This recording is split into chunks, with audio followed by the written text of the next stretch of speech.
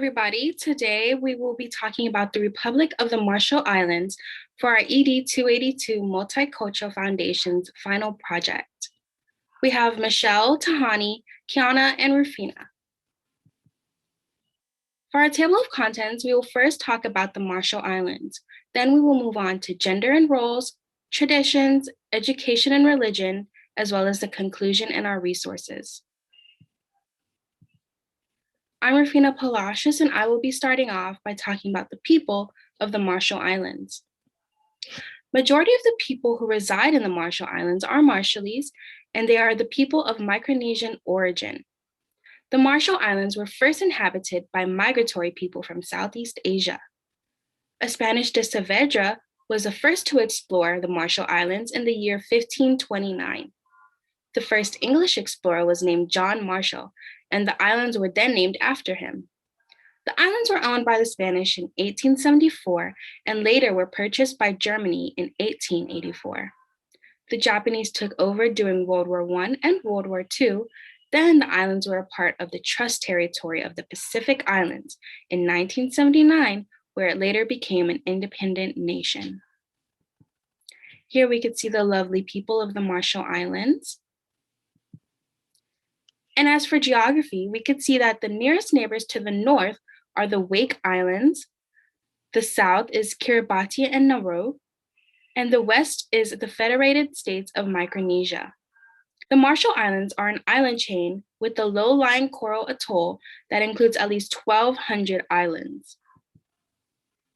As for population, the most populous atolls are Majuro and Kwajalein, where they offer employment at the US missile testing range.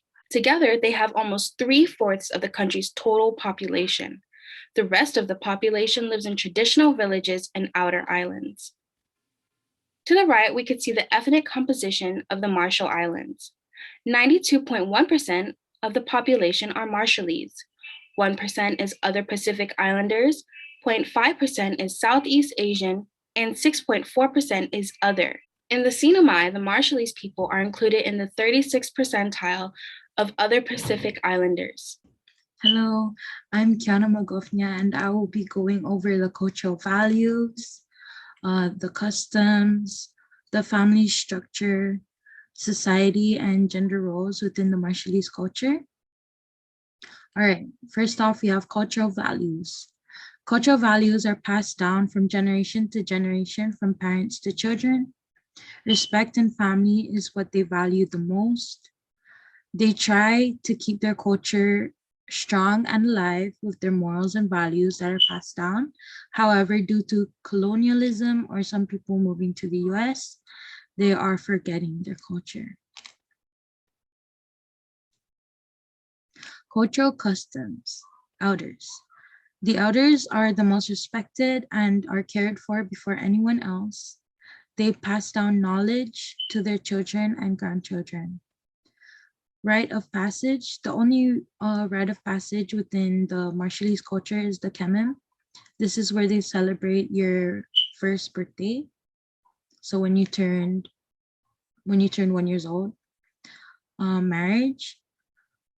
Marriage in the Marshallese culture is a normal church marriage. The only difference is there is no kissing of the bride and groom because it is considered inappropriate in the Marshallese culture.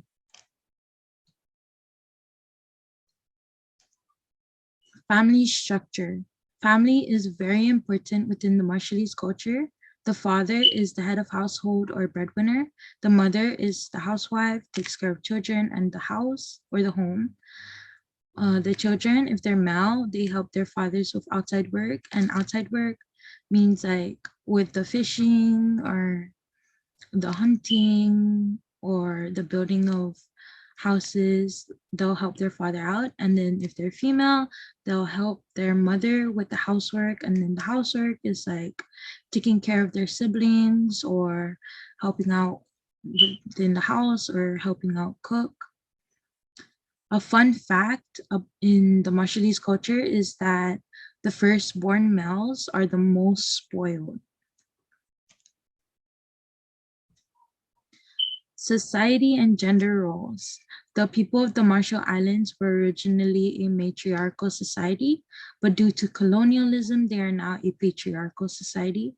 So before, the women were the ones making the decisions, they were the ones that owned the land and all that jazz. But now, since they are a patriarchal society, the men are the ones that make decisions and are the ones that own the land. So the men are the breadwinners or head of household. They fish, hunt, and build canoes or houses. And while the women are to be housewives. They take care of the home, the children, and the cooking. They also are in charge of harvesting the crops. So for example, if the taro is ripe and ready, they will be the ones to go out and harvest it. Then in this picture, this is Marshallese men and women in their cultural attire.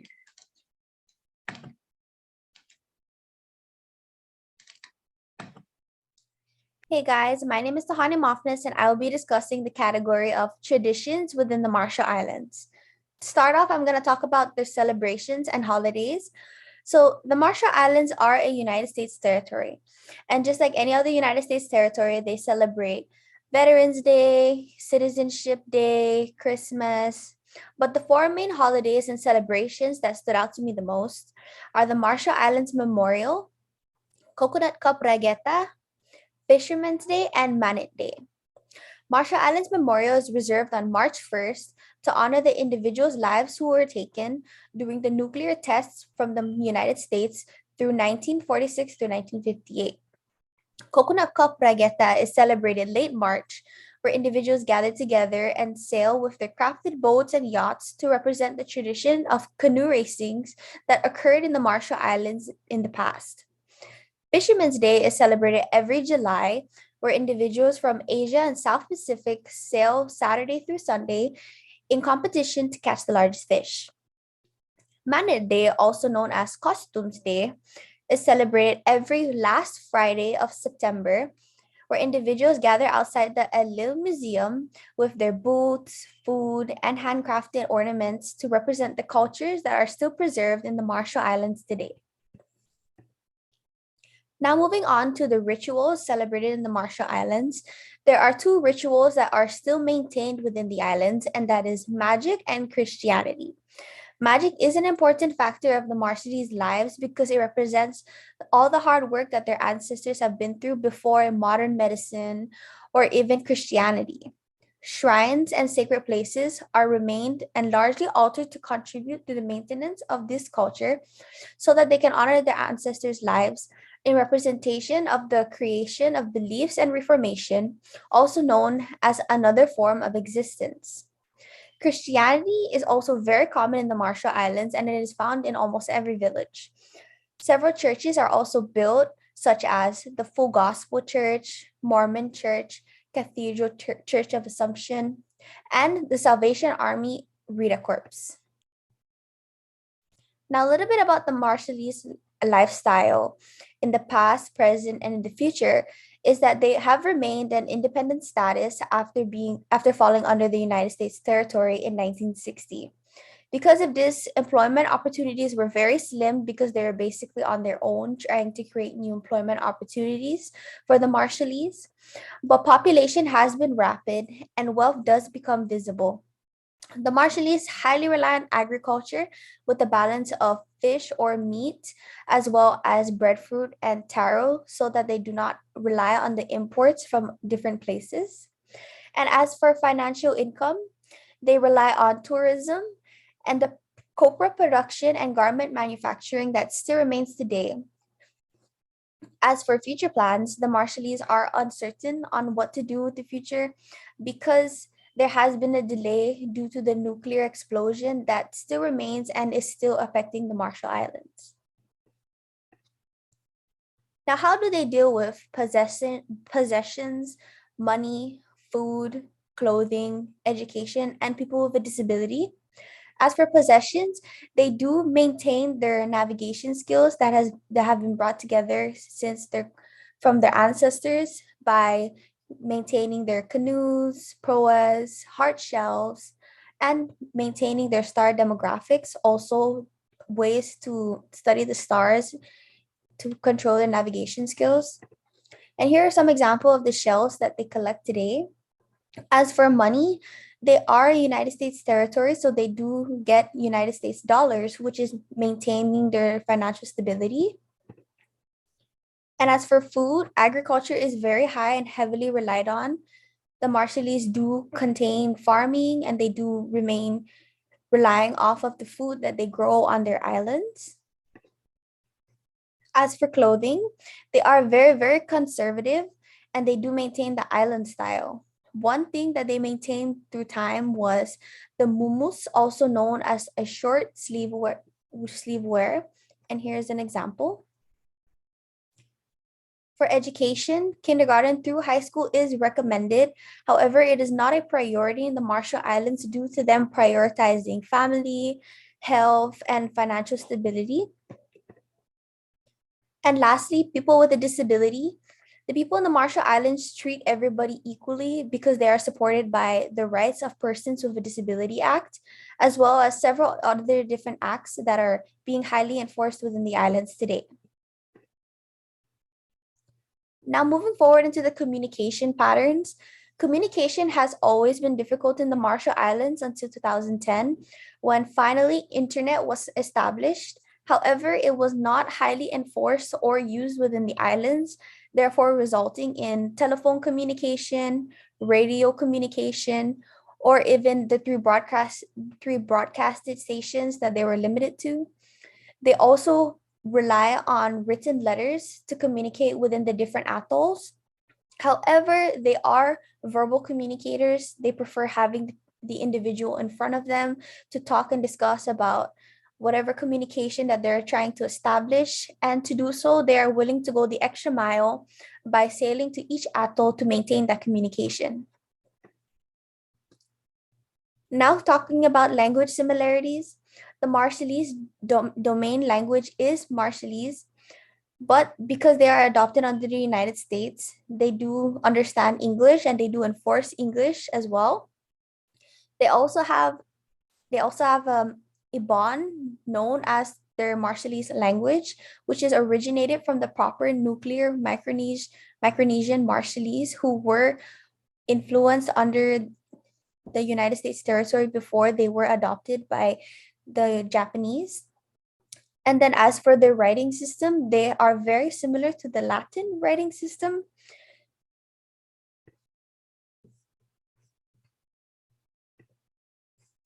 Hi everyone, my name is Michelle and I will be going over myth, education, recreation, and environment of the Marshall Islands.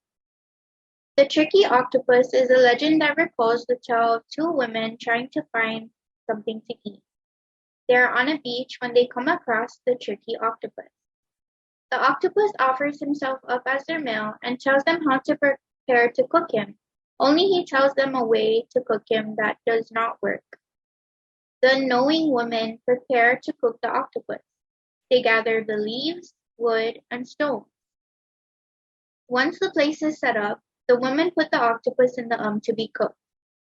Time goes by and they open up the lid expecting to find a dead and cooked octopus. But the octopus jumps out, leaving only the ink behind. The women furiously ate the ink with the coconut they had prepared. The next day, the women are back at the beach where they met the octopus. They find him again and he repeats their conversation from the previous day. The octopus offers himself up to eat again and he tells the woman to prepare the same The woman does as he says and he folds them once again. On the third day, the women are determined to beat the octopus. They find him again and as expected, he offers himself up to them again. Only this time the woman changed the recipe for the and no longer follows the instructions of the octopus. They put the octopus in the and he begins to call out, "Let me out! I'll be cooked in here!" The octopus cries could be heard from miles. The cries reached the mother octopus. The mother octopus raced to the island to save her child. The women heard the mother octopus coming towards them, so they hid in their house. The mother octopus went into the house looking for women. The woman ran through the house, cutting off the tentacles, and soon the mother octopus was dead. In the end, the woman had the tricky octopus and the mother octopus to cook. As for the education in the Marshall Islands, the first 8 years of school are mandatory and completed around the age of 14. Secondary education is not universal and the public high schools are selective. There are only 3 high schools in all of the Marshall Islands, and they are located on the most urbanized and densely populated atolls. Approximately 70% of the students who start school do not complete their secondary education. Less than half of the 1,300 students who complete the 8th grade annually can be accommodated in existing high schools. Traditional recreation in the Marshall Islands consists of basket weaving, coconut husking, fishing, and celebrating their cultures through festivals where they're able to perform traditional dances, songs, skits, stories, and enjoy cultural food. As you can see on the image shown, women are gathering to weave baskets on the Manat Day celebration. The environment of the Marshall Islands. Due to the location of the Marshall Islands, living condition is mainly in seclusion. As of 2012, more than 30,000 Marshallese citizens were living without electricity. Approximately 59% of the population has access to electricity, mostly found in urban areas. A number of public schools need repair and have no electricity. As of 2018, the islands had a population of 75,684 people. Major cities of the Marshall Islands have equipment to handle routine medical issues.